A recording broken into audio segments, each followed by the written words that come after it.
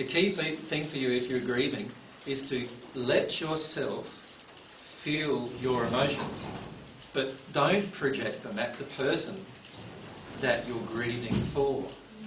Because when you do that, you're actually keeping them connected with you and not allowing them to actually move forward in their own progression. And does that also happen when you don't grieve and you push grief away? Certainly. Remember, I've said that whenever you're not feeling an emotion, you're projecting the emotion. So it's the same thing. Yeah. So what's the best thing you can do for someone who's passed and you know they're not in a good state, or you suspect that they passed with a lot of issues unresolved?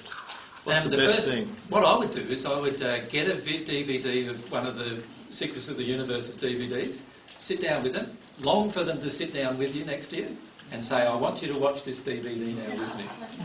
So we could do it with your DVD. Yeah, or you can make one of your own. You can do the diagrams yourself and explain it all. Whatever. So that is how we can... Yeah, and what that does is it opens up their conceptions. It opens up their belief system to see what the truth is. And that straight away will allow them to investigate things they would not have normally investigated.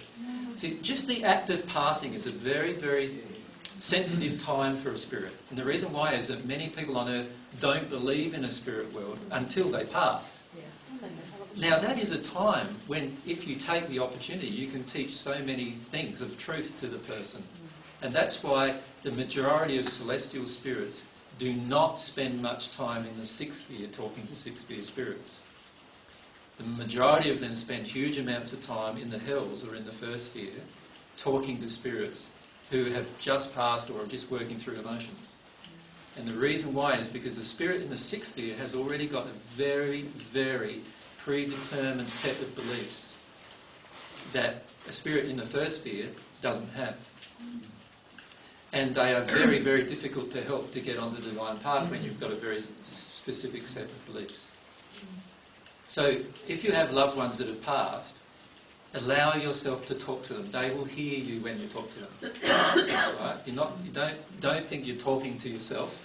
They will hear you. You will get feelings in response to them if they're able to give you those feelings. Some of them won't be in a space where they're able to do that, depending on what their life was like morally and what their life was like in terms of their love and all those kind of things will depend on what they'll be able to give you in return.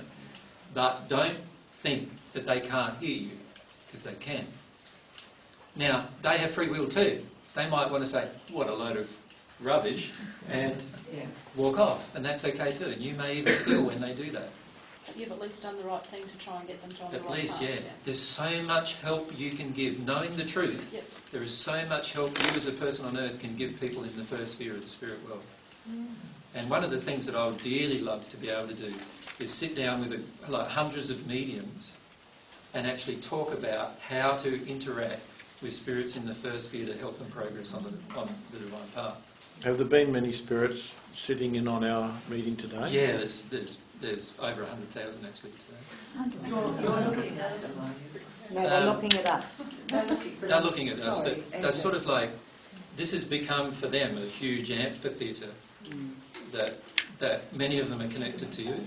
But there's also a lot of knowledge now in the spirit world that these kind of classes are happening on a regular basis. And there's hundreds of thousands of them today.